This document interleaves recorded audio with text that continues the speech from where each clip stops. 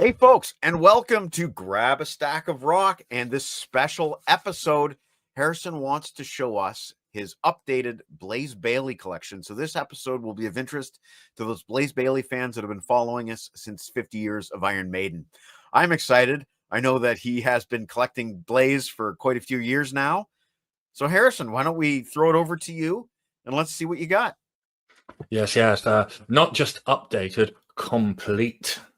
Now, a couple of things at the start. I use the Michael Adano completion guidelines, which is I need to have every version of every song, but I don't necessarily need to have every release if it doesn't have anything exclusive to it. So the only thing I'm missing here is the Robot Best Of, which was an EP from 2008, but it was just a compilation of the greatest hits previously released stuff.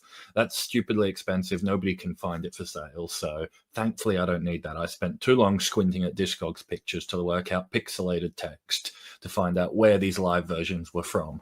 Thankfully, they're all from existing sources. The other thing is, this is the complete Blaze Bayley solo career collection as far as the band goes. I don't have all of his guest appearances, collaborations with Doro, because I consider them to be sort of like a lower tier of completion. I intend to get them, but for the sake of this video, I don't have all of them. But without further ado, let's get to showing it off then. We kick things off with 1999's Silicon Messiah.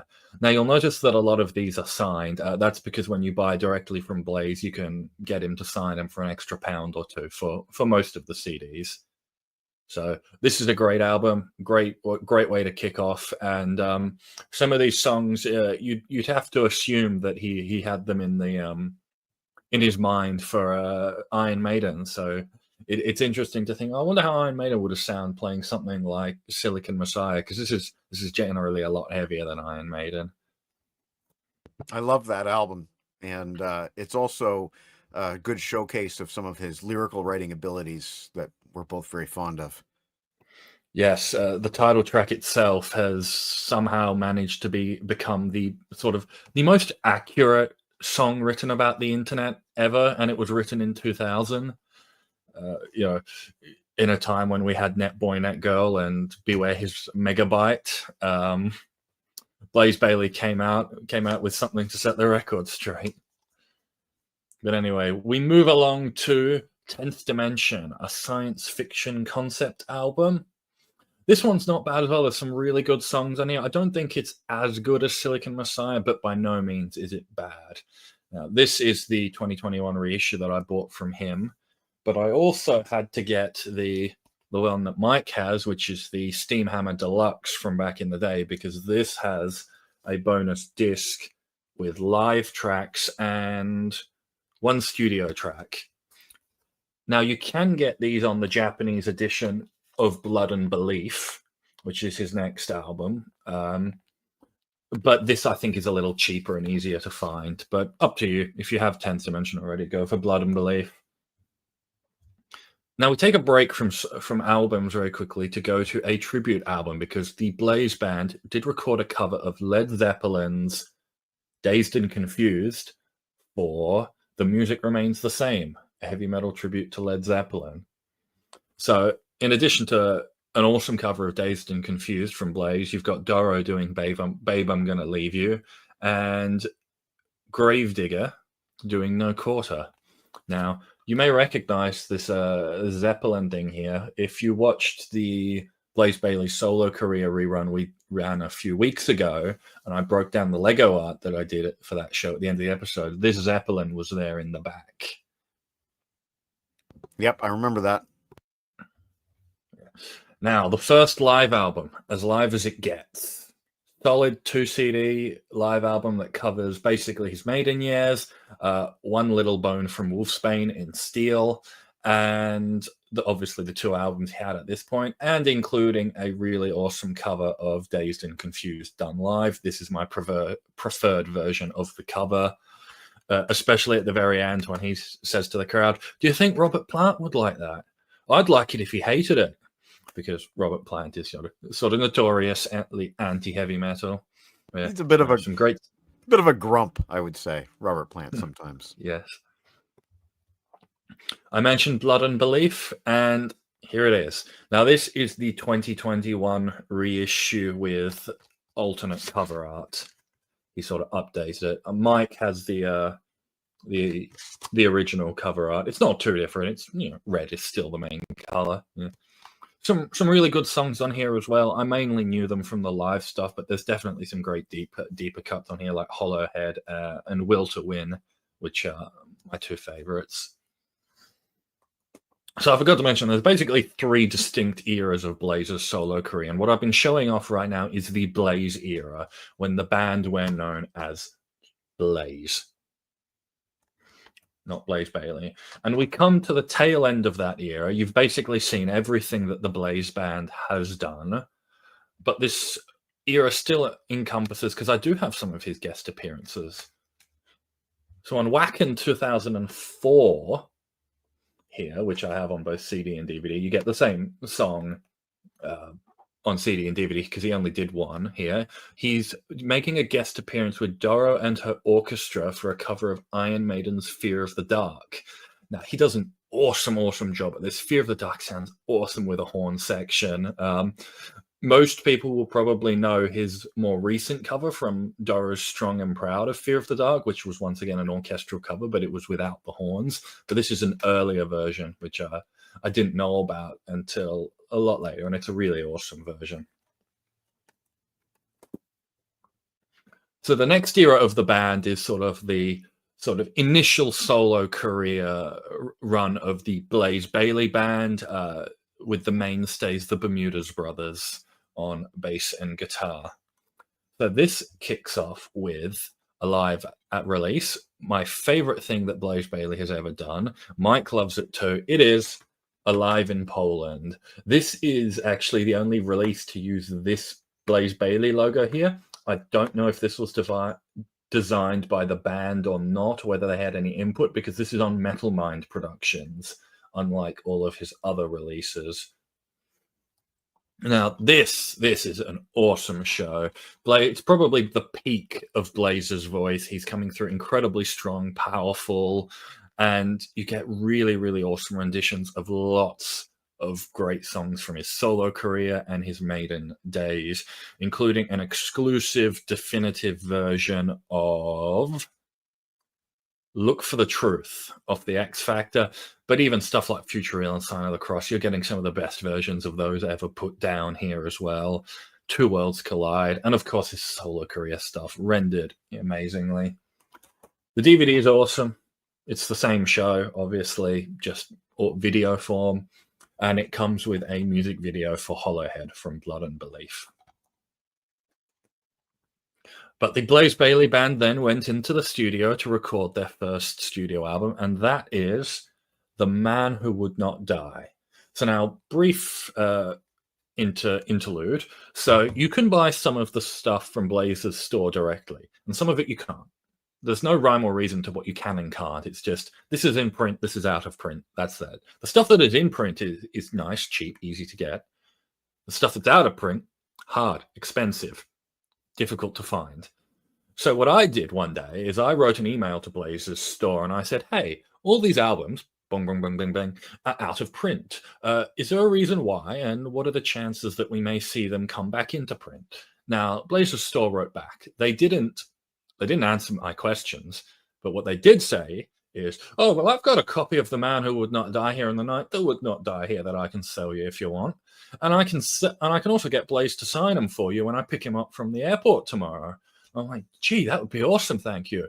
Hey, I also placed an order yesterday for a whole bunch of CDs I was missing. Do you think you could get some of those to be signed as well? Because they didn't have options, all of them. And she was like, yeah, no problem. So I've got some signatures that you can't normally get on stuff, which I'll show off later.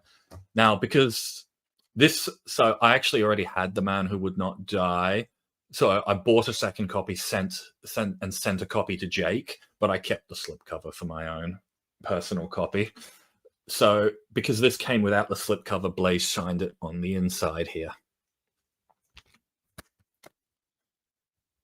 Next up is the aforementioned The Night That Would Not Die. Another awesome live album. I'd still say Blaze is in his prime, at his peak. He sounds awesome, but he's certainly just maybe a little bit lower than Alive in Poland. But it really doesn't matter. He sounds awesome here. This is another one that's really stupidly hard to get a hold of due to being out of print. So we'll start with the CD first. Unfortunately, no back cover. The one that I bought from Blaze had no back cover, but one, I got it signed. Two, the back cover is just a recreation of this here anyway. And three, I got The Night That Would Not Die much cheaper than if I had bought it on Discogs, so I can live without a back cover. But yeah, some really awesome stuff on here. You get a whole bunch of stuff from the man who would not die, making live album debuts rendered awesomely. You get Lord of the Flies making it. Sorry, let me just check as live as it gets. No, Lord of the Flies on Alive as it gets. So Lord of the Flies is making its live album debut here for Blaze.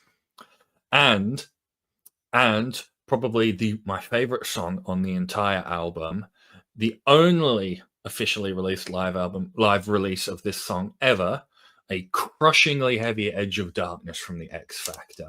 It is unbelievable how good this version is.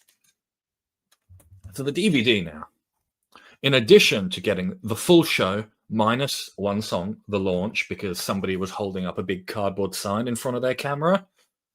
Unfortunately, the drawback of this DVD is you've only got two camera angles, basically close up front on and far away front on. They were going to film more close up camera angles on stage, like at a sound check the day before, but none of the band members wore the same clothes to the sound check that they were going to wear on stage. So that plan went out the window. So that's the one drawback, is that they've only got two camera angles. But and because of that, they had to cut out The Launch. But The Launch isn't one of the songs that I was super excited for on here, so I'm fine. Thank God it wasn't The Edge of Darkness. But in addition to that, the DVD, you also get a documentary about the show, Anatomy of a Soundtrack, another documentary portion, some interviews, and an exclusive song here called Endless Sleep. Still, this was released in 2009. That song is still not available anywhere else. It was written he'd started writing it during the time when his wife Debbie was in a coma from a stroke, and then he finished writing it after she died, and that was like right before this DVD. So it's a very poignant song, but at the same time it's not a ballad. It's more Think Remember Tomorrow. It's got heavy parts punctuated by softer parts. But that was actually the final song I needed to complete this collection. This was the very, very last release I bought for this complete collection. So you're saying it's only physical release, period, is on that DVD? Yes. Wow, yes. That's cool. Yes. Not great for people trying to complete the collection, but cool for me. But it gets better. So this DVD, the version that I got on Discogs for like half the asking price of all the other versions there, in great condition as well, mind you, was the pre-order version, limited to 500 copies. So in addition to getting the actual awesome DVD, the exclusive song, completing my collection, I've got a signed certificate of authenticity here, number 110. I didn't get the wristband or the T-shirt that came with the pre-order, but that's fine. I mean, I'm thrilled to get this. In this Blaze write-up, Blaze basically thanks you, talks about the DVD being numbered, and he also says that gives you basically a phone number that you can use to call the band during that year, and someone from the band will answer and talk to you, unless they're out walking the dog, in which case there'll be a message that they're out walking the dog. Obviously, that phone's not online anymore, but it's still cool. And also, you get this little art card signed by the whole band. So yeah. Not only did I manage to get the DVD, but I also managed to score the pre-order version for less than the price of the other versions they were asking. All right, so they went back into the studio then to record the follow-up to The Man Who Would Not Die, Promise and Terror. Now, similarly, when we went through the Lego art, I did say that there was like sort of like the sea spray recreation of the man on the rock. You can see how hard that is to sort of see even on the actual cover, let alone made out of Lego. But anyway, Promise and Terror. This is a bit of a certainly a dark horse album in his solo career. It hasn't really contributed any songs to the live set, sort of enduring songs to the live set. It is a good album, but there aren't very many of like standout singles. It's sort of the album that you listen to in one go and you like the album, but there's only a few songs that you can actually sort of remember how they go. Not a bad album. There's some brilliant songs on here, like the crushingly heavy 1633 about Galileo Galilei, and the fast up-tempo opener Watching the Night Sky. So after this, the Blaze Bayley band, as per the Bermudez brothers, sort of broke up, basically. The Bermudez brothers lived in South America, so there was a lot of visa back and forth, and it just became sort of unfeasible to do. So at the very end of this era, there's a few sort of oddball releases. So next we go into The King of Metal, which it's a transitionary album between the Bermudez era and the Appleton era, which we will get into right after this. As such, it doesn't have a very strong identity. The stylistically, it's a bit all over the place. It's got some good songs on it, but I definitely think it's the least essential studio album in his career, which is good because it's also the hardest one to find. The only versions on Discogs I could see were the signed versions, so the price had been like artificially jacked up, even though it doesn't really cost much to get it that much more signed from Blaze. But I managed to score just a bog standard copy on Discogs one day. I checked and it was there for like half the price of the signed versions. I was like, gimme, I'll take that. So yeah, some good stuff on here, but it's certainly, I wouldn't call it an essential album. The King of Metal was followed up with Soundtracks of My Life, which was a greatest hits compilation. It's for all of his solo career. There's no maiden tracks on here, but it's a really, really good good look at his solo career. I forgot to mention on the Silicon Messiah, it's the 15th anniversary version with one live bonus track, 2 studio bonus tracks. Those studio bonus tracks are found on here, along with a whole bunch of other awesome songs from his solo career, including a couple of songs from The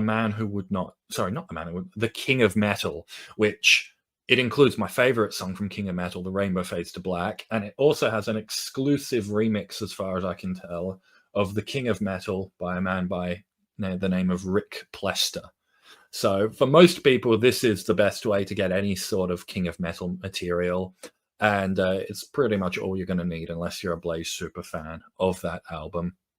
I like the art. I like it. It's a cool red and silver thing. And it's got his solo albums listed here on the stairs. All right. So for the last release from this era, it's a release that actually flies under the radar. I didn't even know about it till I went on Discogs and sort of like scrolled through all of the Blaze releases. And it's from the Soundtracks of My Life tour. It's a DVD by the name of Live in Prague. Now, this is one of the ones that's like real hard to get a hold of. I didn't see it on sale for Discogs until I saw this copy, and then I bought that copy, and then it wasn't for sale anymore. So, but it's not terribly essential. Like, it's a good show, it's a good set list. It's from the Soundtracks of My Life tour, so therefore it's sort of like a greatest hits look over at his solo career at this point. So there's nothing too exclusive on here, except for a really awesome to see live version of Watching the Night Sky from Promise and Terror, which not only is it the only live release of Watching the Night Sky you can get, but I do believe it's the only live release officially released of any song from that album. So this was awesome to pick up. Not terribly essential for anyone who's not a completionist, but as someone who loves Watching the Night Sky, I was so glad to get a live version. Hang on, this is part of the Appleton era. It's not the end of the Bermudez era. That's right. Christopher Appleton and Luke Appleton and them, they are on here. Sorry, I got it slightly mixed up there. That's okay. This is a pretty lengthy discography, so people who recognize him will recognize him right there. Yeah, for sure. So that was the first taste we had of the now not classic lineup of the Appletons, but the longest running lineup of the Appletons. So they went into the studio in 2016 to record the first in a trilogy of sci-fi concept albums The first one being called Infinite Entanglement. Now, I will take this out of the slipcase because the cover art is awesome and the slipcase doesn't do it justification. So these are awesome. The Infinite Entanglement trilogy is great. I love it. Infinite Entanglement has some great songs on it. 1,000 Years, Dark Energy 256, two of my all-time favorite songs from that trilogy. The trilogy was then continued in 2017 with Endure and Survive, which it's stuck here in the slipcase. This one's, there we go.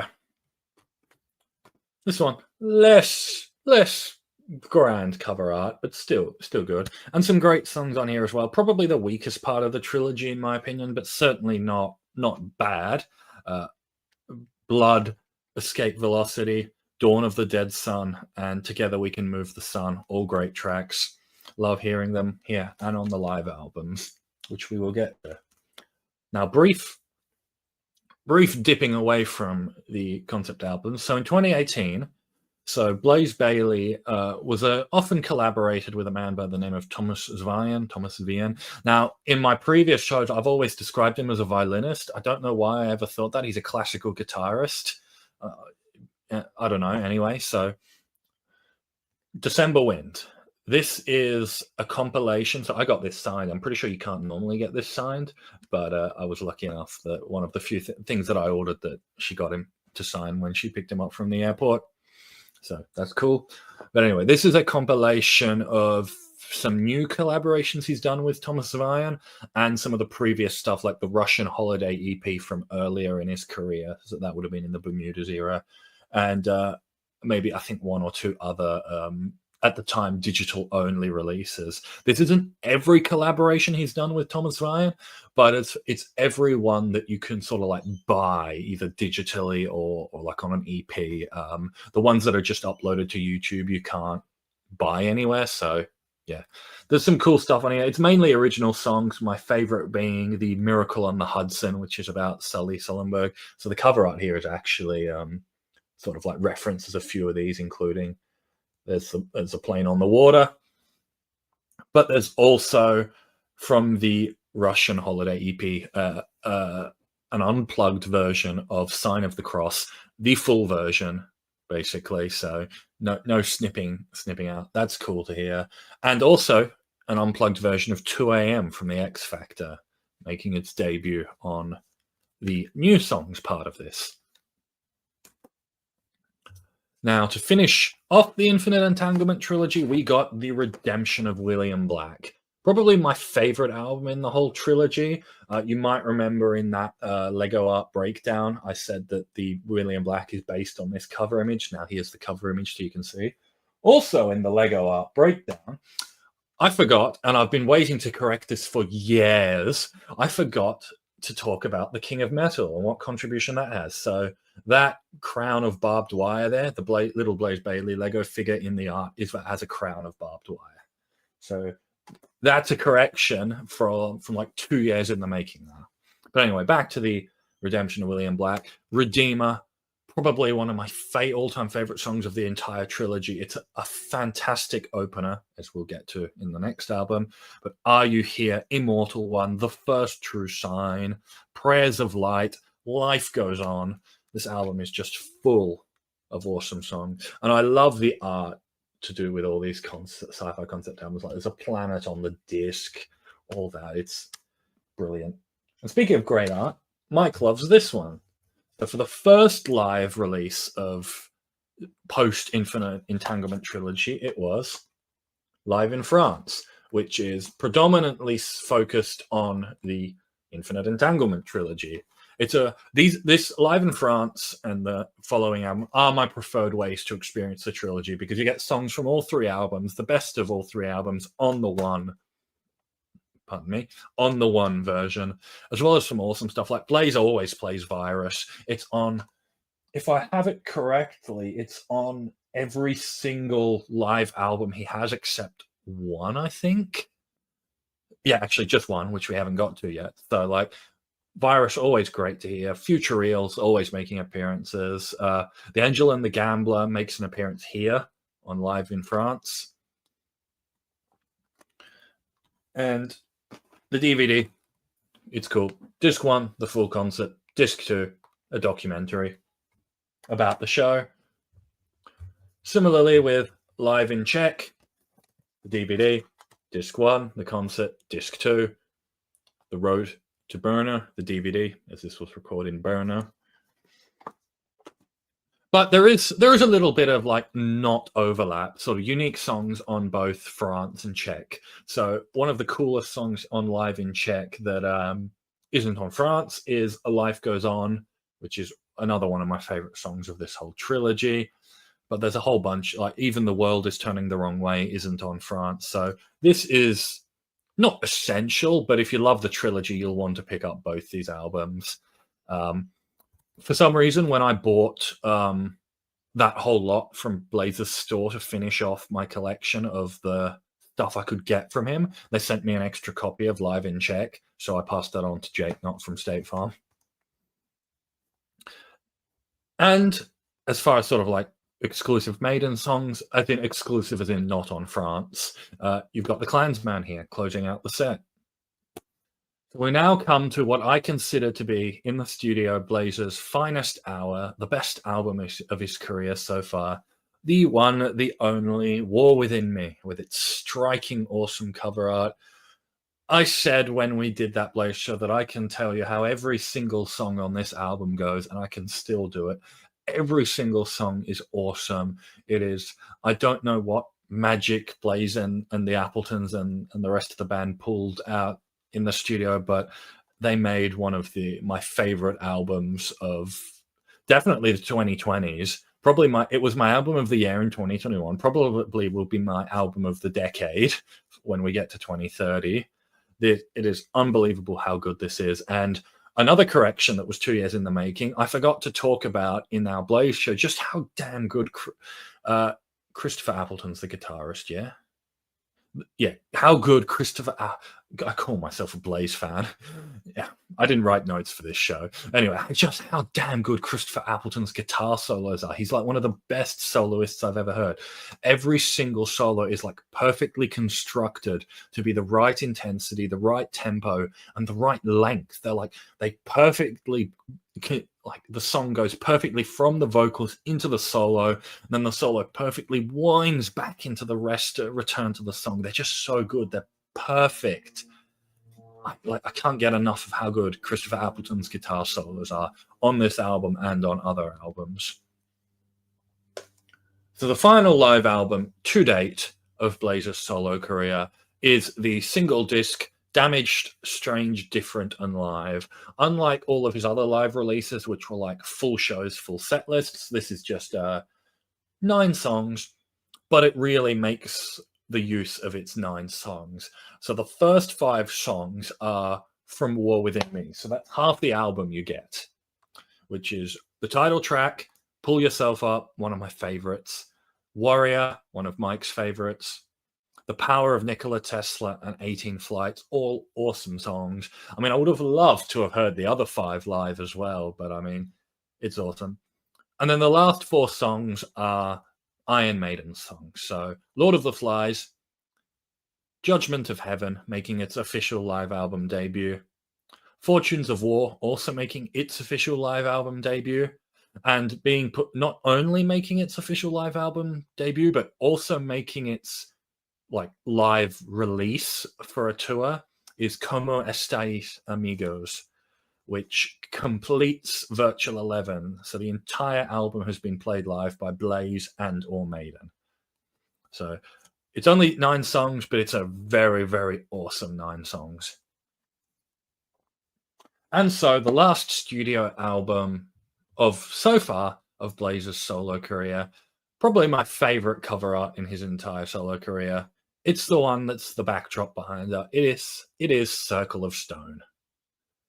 An awesome follow-up to War Within Me, not out and out better, which would have been impossible to do anyway, but it's sort of different enough in its own way that it not only justifies its existence, it is, I would say it's an awesome album. Tears in Rain, a Blade Runner song. We know Blaze loves his science fiction, and it's an awesome song, Tears in Rain. Rage, amazing.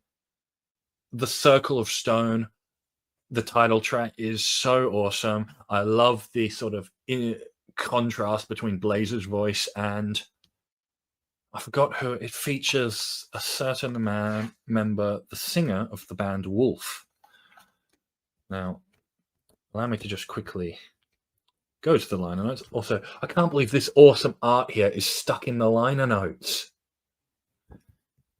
So much great art was made for this album. I love it. But the man who makes a guest appearance here, Nicholas Stalvind of Wolf, has guest vocals on the title track here. So I got one of the pre-order early pressings, so mine doesn't actually have like text on the spine, which annoys me, but it is what it is. I got it. I got the slipcase signed. I got awesome cover art, and the slipcase art is slightly different to the cover art. You can see there's these symbols here. It's funny, even though it's a CD, the track listing on the back splits it up by side 1 and side 2. But that makes the final, to date, live release of the Blaze solo career. It is wonderful and awesome to finally have every single one of these releases in my collection. It is the first band. Let me just check to make sure I'm correct on that. It is the, yeah. Yep. I think, other than bands that have had only like one release and then like broke up, it is the first band that I have fully completed 100% as per the Michael Adano guidelines. And that's all that matters. I'll just add a footnote to that story, which is in 2025, the Appletons put out a new album by their band Absolva. This is called Justice, and Blaze sings on one song, Atlas, War Between the Gods, featuring Blaze Bayley. You also got Ronnie Romero on Find My Identity. And I'm enjoying this right now. I just received that, so I'm glad to have my first Absolva CD in my collection. Because as Harrison said, Christopher Appleton, those Appletons, they're awesome. Yes, that is one of those sort of like what I consider to be the Blaze collaborations and guest stars, which I don't consider to be on the same level of completion as what I have here, but I certainly want to track them all down. Agreed. Future. Those are sort of like on the outskirts of a discography as far as I'm concerned. But there you have it, folks. Thanks for sitting in on this one. That was probably the most comprehensive video or anything, article or otherwise, that you will find about the Blaze Bayley solo discography anywhere in the internet. So say your thank you to this man here, the Mad Metal Man. And if anyone does have the Robot best of from 2008 they'd like to pass along, there you go. Anyway, thank you so much for joining us here at Grab a Stack of Rock, and we will see you next time, maybe on 50 Years of Iron Maiden. Take care, everyone.